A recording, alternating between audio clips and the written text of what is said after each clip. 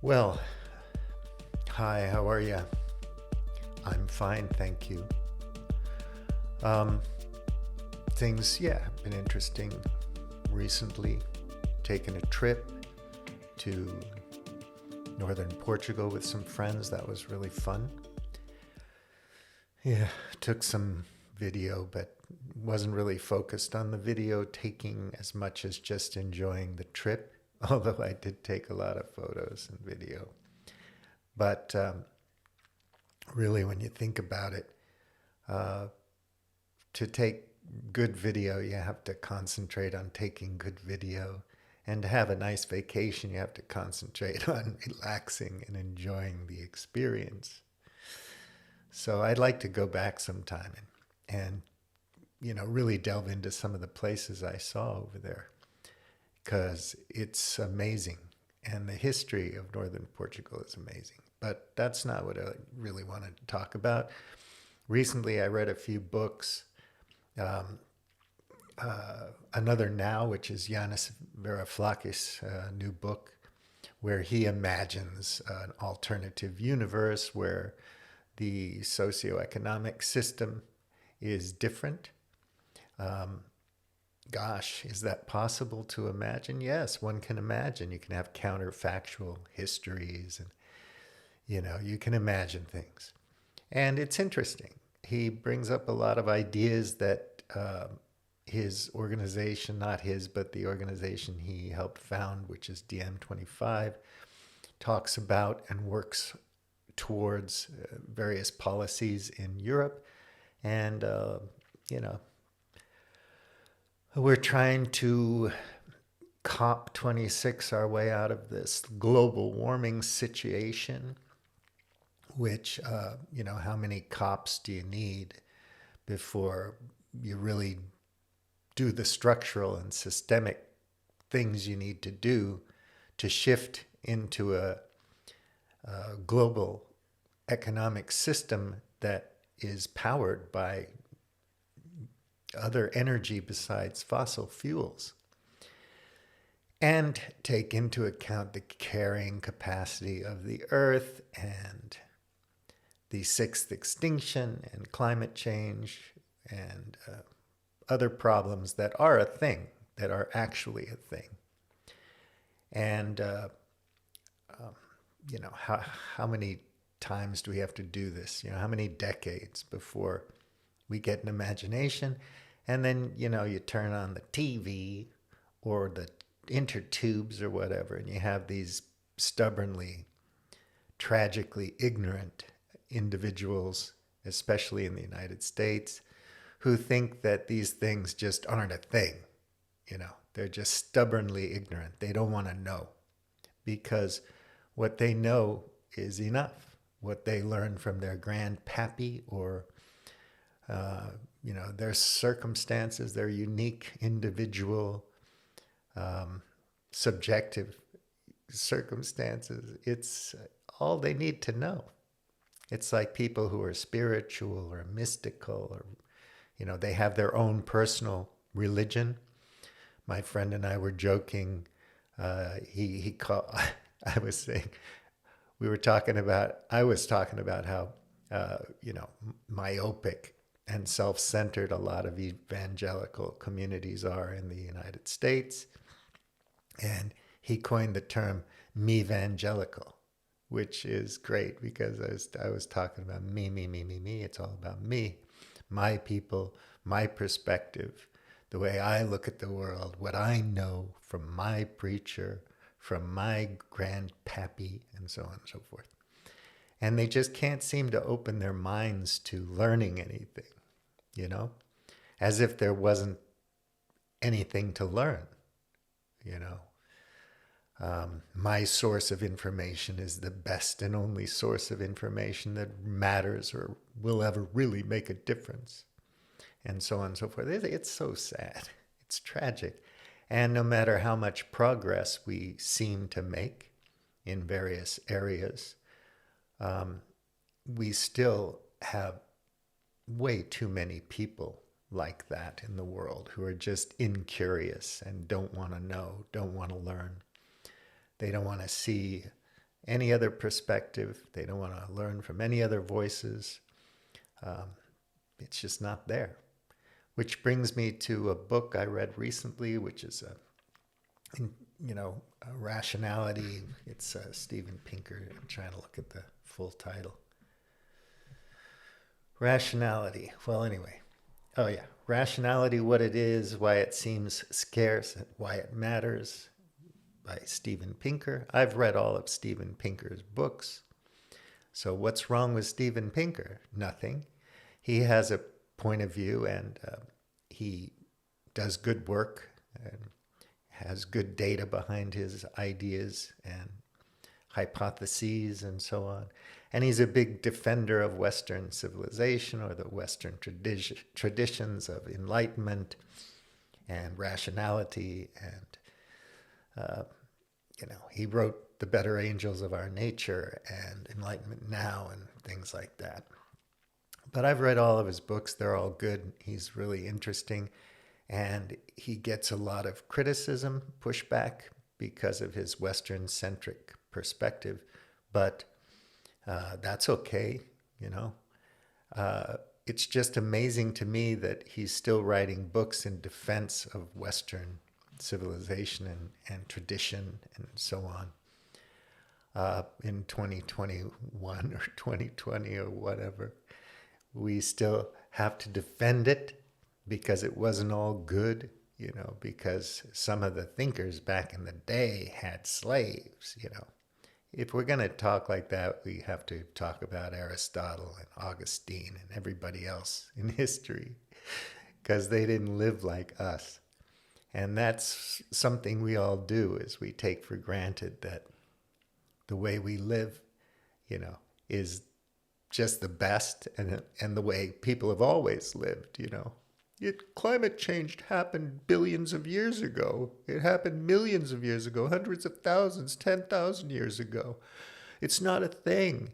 It's just part of nature. It's what happens. That's all it is, man. Stop trying to take away my cheeseburger. Stop trying to reset everything. I want everything to be the way it was. Well, this is just ridiculous. If you read Rationality, you'll learn a lot about why it's hard to be rational sometimes, It's a really good book. It's got good information. I think Steven Pinker has a great sense of humor.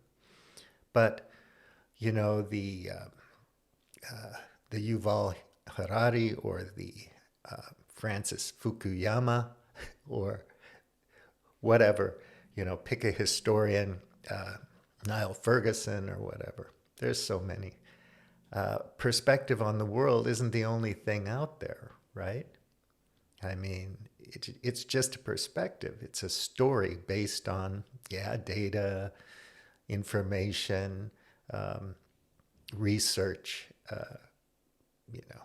It's based on a lot of great things, but it's just a narrative. It's a story. And I read another book called The Dawn of Everything, which is by David Graeber and David Wengrow, sorry. And this reimagines how history unfolded or evolved or emerged, or however you want to call it, or emerges, over time. And that it's not just one grand narrative, linear narrative from A to Z or from there to here, but that, it has starts and stops. It goes in many different directions simultaneously. It goes back, it loops back upon itself. It reemerges, reinvents, So it's not just about some romantic perspective on, hunter-gatherer or tribal societies versus, 18th century emergence of, a certain type of technological and intellectual progress, going into the Industrial Revolution and on and on and on. These aren't, these are just stories which are based on a lot of good information good data. It's the interpretation of the information and how you frame it, how you express it, that's salient or interesting to people, that strikes a chord and gets our attention. But it's not the only way to look at things. There are lots of ways to look at things. So we can stubbornly adhere to the economist's perspective on neoliberal economic theory and practice, or we can imagine there might be other things. You could look at what some people call systemic racism or structural or systemic, inequality or something. But you have to be wary that when all the propagandists and the ideologues throw these terms at you, they're spinning them for effect. And they're not trying to help you understand what was meant by that originally, or what is meant by that by serious people who are thinking things through and considering things. Neoliberalism, it's not a thing, it's just a word. Woke isn't a thing, it's just, a fashion or whatever. Well, we use words to talk about things that matter to us. And some people seriously consider and use these words to try to describe things and to try to make arguments and so on. And then, Jim Rutt, I like the Jim Rutt Show. That's probably my favorite podcast because Jim talks to people that I think are really interesting and who are at the cutting edge of subjects that I think are important. And recently he did a 4-part series with John Vervaeke, who's a professor in Canada. And this guy is really interesting. I've been following him since maybe 2018 or something, came on my radar, 19. And I watched this 50-part series on YouTube. It's really interesting. It's 50 hours, but you can just watch it one a day, maybe, if you want to learn something interesting. He comes at things from so many points of view, and he's talking about meaning in life as opposed to the meaning of life, whatever that is, and really parsing things in an interesting, fascinating, and inspiring, enlightening way. So all of these people are interesting, Peter Joseph with his perspective on things, and Steven Pinker versus Fukuyama versus Harari versus, Yanis Varoufakis, and so on and so forth. But I like looking at all of them. I don't have this thing that I learned from Grandpappy or from my clique that I have to hang on to so dearly, that I have to defend and parrot out the ideological memes of that particular worldview all the time, because my identity depends on it. It doesn't, my identity is pretty simple. So I just find all of it fascinating, and I think we need educated people in the world who are curious and looking at things from multiple perspectives to think things through and figure out what kind of leadership we need in the private sector, in the public sector, around the world, to continue to make progress that's sustainable, because progress that is not sustainable is not progress. Because at the end of the day, it leads to the failure of civilization. And these COP26 politicians like Boris and the Prince of Wales, they're so frustrating to me, because they've been saying this stuff, on the stage for years and years, but they do nothing. They continually line their pockets with various corporate lobbies, money, and do absolutely nothing. Where were they 10 years ago, 5 years ago? when we knew decades ago what was happening. Where were they? They were nowhere to be seen. They're just careerist politicians lining their pockets. And then they quote Greta Thunberg all of a sudden when she was just considered to be a hysterical little girl being manipulated by far, extremist climate crazies, back, a few years ago. And now Boris is quoting her, blah, blah. It's just absurd to me to look at it. But they're going to set themselves up. They're going to position themselves as heroes and saviors in the climate thing, because now it's starting to get traction in the media, and more people are paying attention to it all of a sudden because it's becoming visceral through extreme weather events and so on. And people are starting to look at the data and look at the science, even though they don't, people don't understand science. Let's face it, that's what the coronavirus taught us. And that's what climate change is teaching us. They don't care. They don't want to know. They don't want to learn. I keep telling people to go to Peter Attia's website and read his work on how to read a science paper. It can help you. I'm not an expert in science. I'm not a scientist, but it's good to know how to read a science paper. If you're ever going to read an abstract of a science paper or even really read a science paper, why would you do that? There's not enough time in the day. I get that, but, it would be good to understand that there are certain skills required to digesting intellectually what a science paper is saying. So, gosh, I'm losing it so much in my head right now. But basically we learned that we don't want to pay attention to any of this stuff.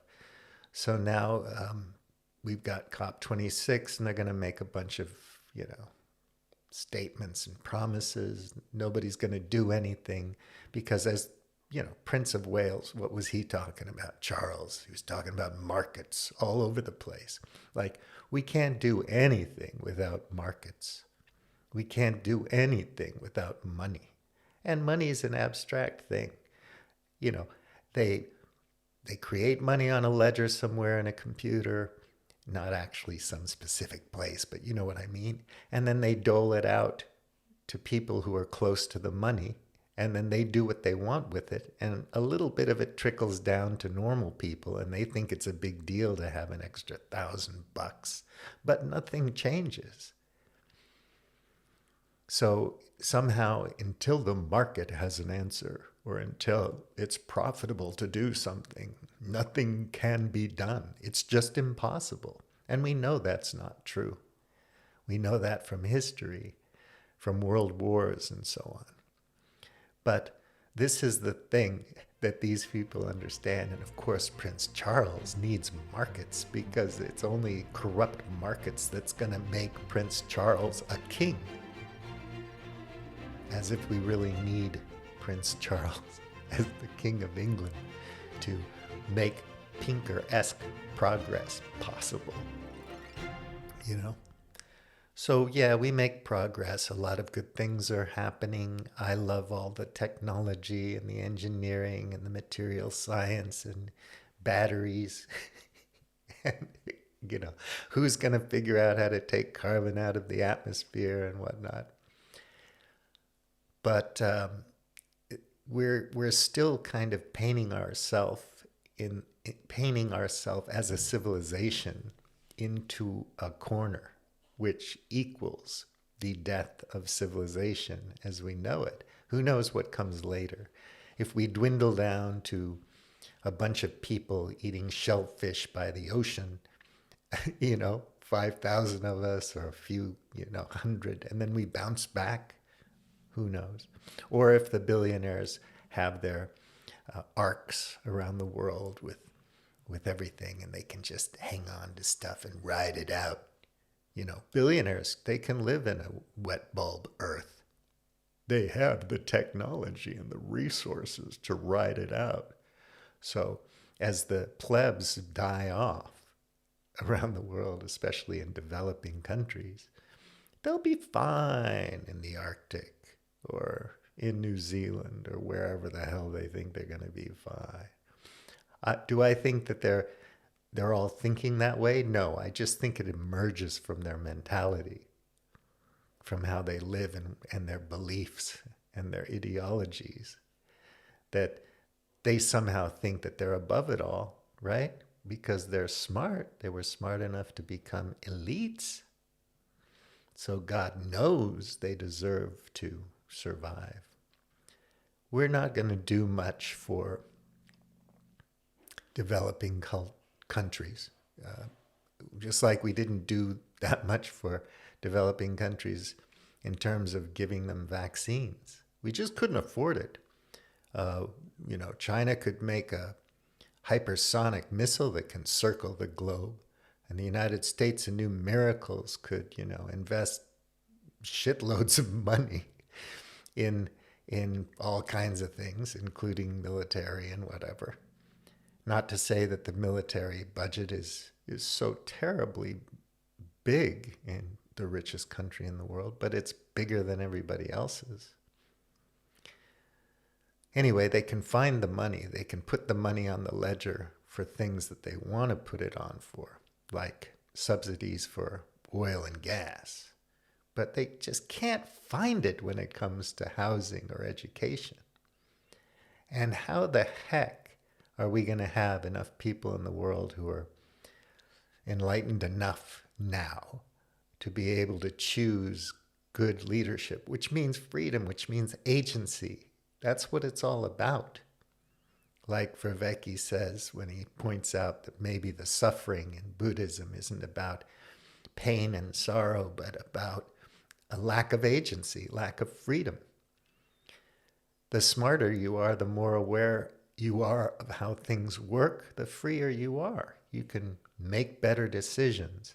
You can mold and shape your world, your community, your life, your health, your thought.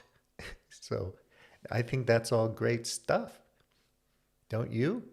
And we need people who are educated, who understand who Jean-Jacques Rousseau is versus Thomas Hobbes versus Aristotle versus Plato, Neoplatonism, and whatever. And understand where postmodernism was coming from and Karl Marx, instead of just hurling insults at each other like neo-Marxism when you don't know who Karl Marx was. You never studied Marxist thought or critique.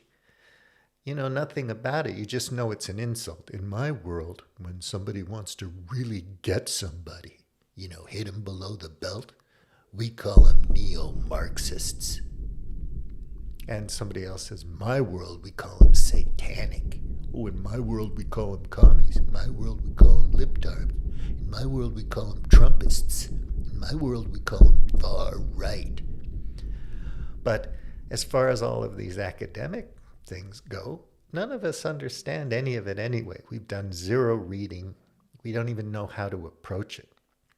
Political philosophy in Western civilization, tradition.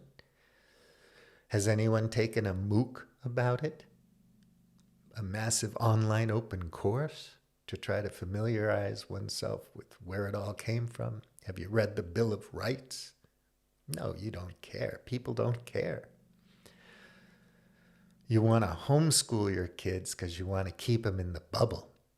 You want to have a safe space for them so they don't learn all that satanic stuff. Like, how to approach the concept of inequality in our current state of socioeconomic affairs. There can't be any equality. There's never been any absolute equality, some Canadian intellectual says. Nobody's saying that if they have any understanding of the concept within the context of socioeconomics. There's no absolute equality. Nobody's saying that. But we don't know because we just don't know. But we see these hot button memes and they get us all excited and they help us identify with our team. It's Hate Inc., Taibbi's book, you know? Anyway, so I want to see education for everybody that's of a high quality, high standard. Around the world, it has to be for everybody. You can't have pockets of ignorance in the United States. You can't have pockets of ignorance in Africa or India or Russia or Europe or South America or Mexico. We need smart people to continue to make progress.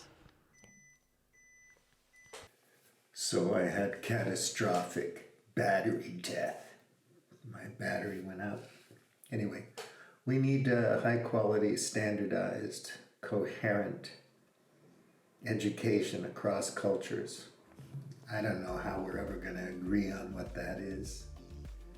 Is it, the fact is that a lot of things from Western civilization have been adopted around the world.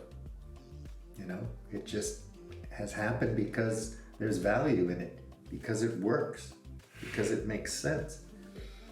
And, this is why I'm so interested in what Daniel Schmachtenberger is trying to do to, better help people better inform themselves and to get better information to people. How do we do that? What systems can we set up? What kind of mechanisms can we establish and develop that will help people be better informed? It's so important, sense making, the Rebel Wisdom Project on YouTube and so on. But it's a tiny group of people interested in this stuff. Most people just don't care. They'd rather get all excited about immigrants, and get angry about whatever, immigrants or, identity politics, or it doesn't really matter what your politics are or your ideology. You're going to adhere to these things because emotionally they're salient to you. And you don't have what some people have called, this Socratic dialogue with yourself. The ability to reflect back upon your way of thinking and question it.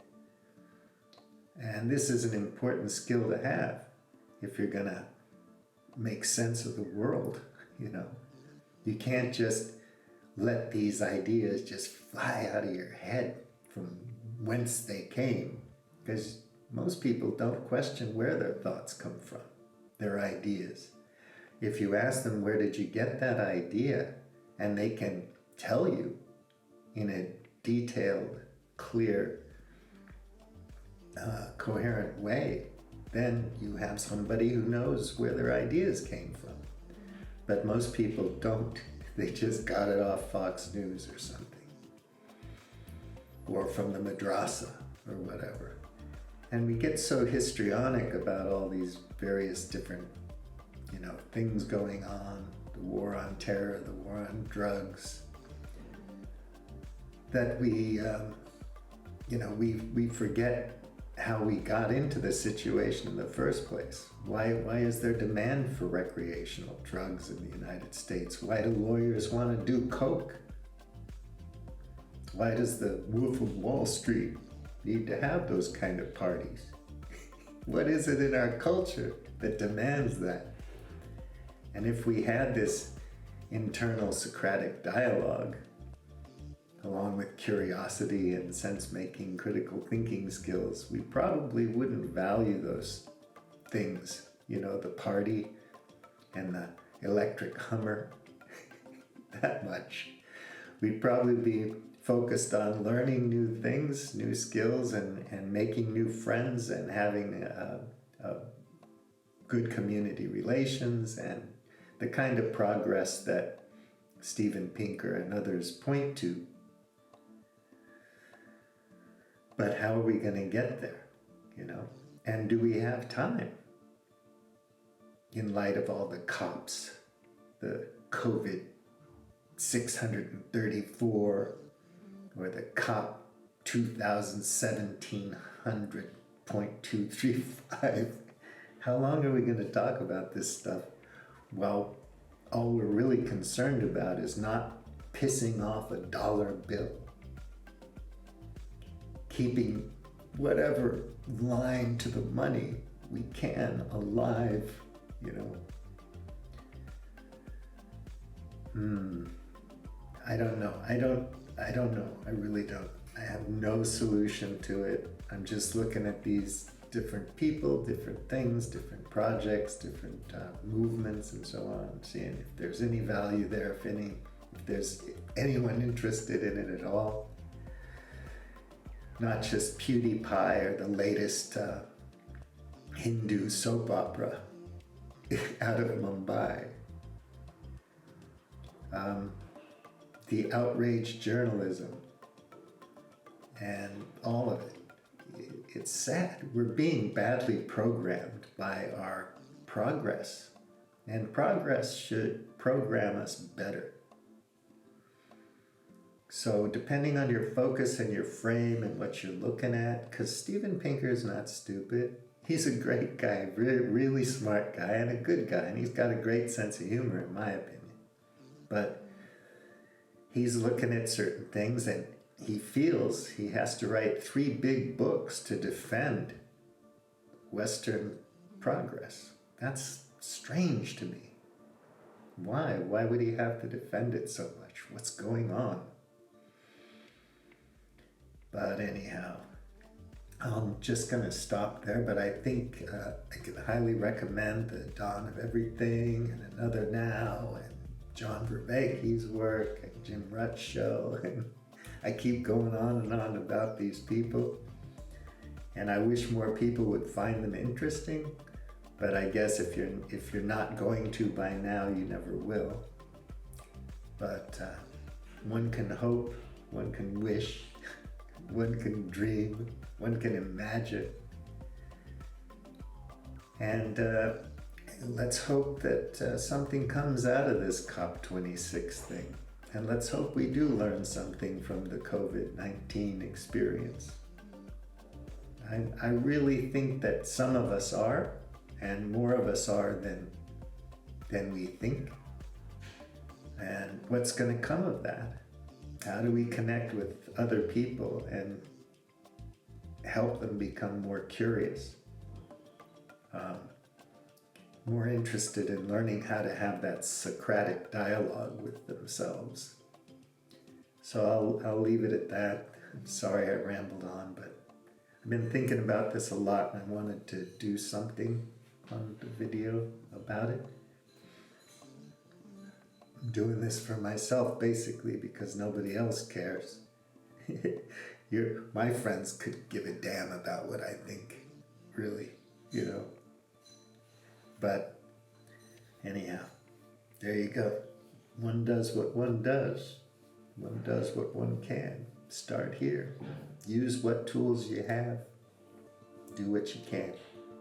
All right? Boulianti, out.